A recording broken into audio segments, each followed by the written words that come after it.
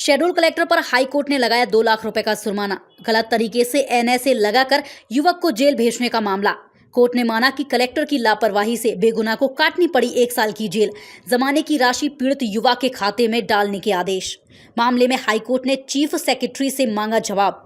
Additional chief secretary और schedule collector की कार्य प्रणाली को लेकर मांगा जवाब। कलेक्टर के साथ ही एडिशनल चीफ सेक्रेटरी ने भी दिया था गलत जवाब। सुशांत बैस को साल 2024 में एनएसए के तहत भेजा गया था जेल।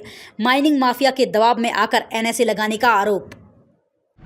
ये मामला एनएसए का है, जिसमें शहडोल जिले के व्यवहारी तहसील के हीरामढ़ी बैस ने मेरे माध्यम से याचिका लगाई थी, जिसमें उनके बेटे सुशांत बैस के विरुद्ध कलेक्टर शहडोल ने 9 सितंबर 2024 को एनएसए का आर्डर पास कर दिया था और उस बच्चे को 1 साल तक डिटेंशन में रहना पड़ा। यद्यपि सितंबर 25 में उसका 1 साल पूरा हो गया था, लेकिन मैंने कोर्ट के समक्ष ये निवेदन किया था कि इसको मेरिट पे ऑर्डर करें, क्योंकि उस पर कोई भी लीगल सब्सटेंस नहीं था और वो केवल और केवल वहाँ के जो रेत ठेकेदार हैं उनके प्रभाव में आके कलेक्टर महोदय नियम कानून की धज्जियाँ उड़ा के उन्होंने मनमाना ऑर्डर पारित कर दिया था।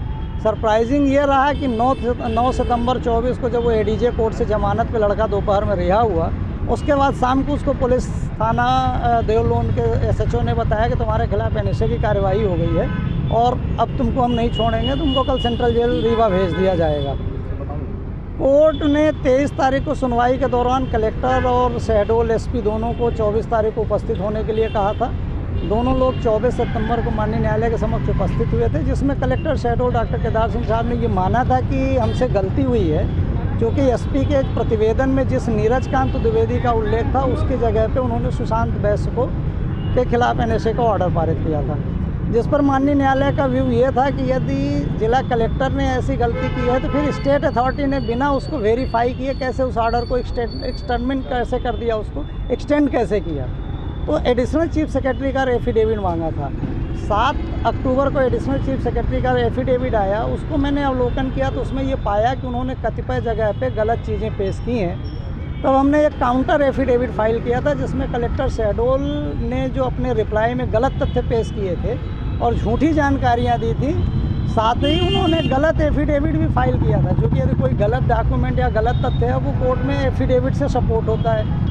तो मीनिंग देयर बाय कि they have file the incorrect affidavit. वो कल मैंने माननीय न्यायालय का ध्यान उस ओर आकृष्ट कराया और जिसके ऊपर कोर्ट ने अपना एक कड़ा रुख व्यक्त करते हुए डिटेल ऑर्डर पारित किया है, जिसमें उन्होंने माना है कि कलेक्टर ने बहुत कैजुअली इस एनएसए ऑर्डर को पारित किया, जिससे एक युवा व्यक्ति को 1 साल तक एनएसए जैसे गंभीर अपराध में जेल में रहना पड़ा।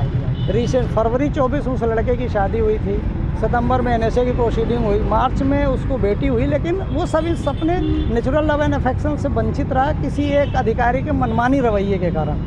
फाइनली ऑनेबल कोर्ट ने पिटीशन अलाउ करके मूल एनएसए का ऑर्डर, बाकी के एक्सटेंशन ऑर्डर सभी पेश कर दिए हैं